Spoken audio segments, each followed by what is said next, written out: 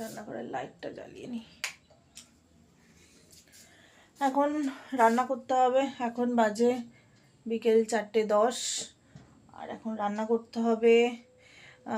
আমি দুপুরের মানে সকালের দিকে কিছু করিনি, কারণ আগে বলি যে সকালবেলা চকর বাবা আজকে তাড়াতাড়ি বেরিয়ে গেছে, তো বললো সেদ্ধ ভাত খেয়ে বেরোবে।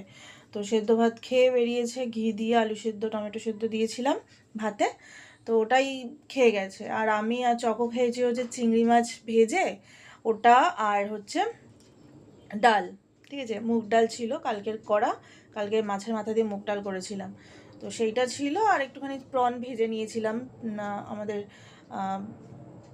মাছ এনে রাখা ছিল মাছের কাটা থেকে। তোমাদের এই ব্লগটা আসবে, মাছের কাটায় যাওয়ার ব্লগটা আসবে, তো একটুখানি ওয়েট করো, চলে আসবে।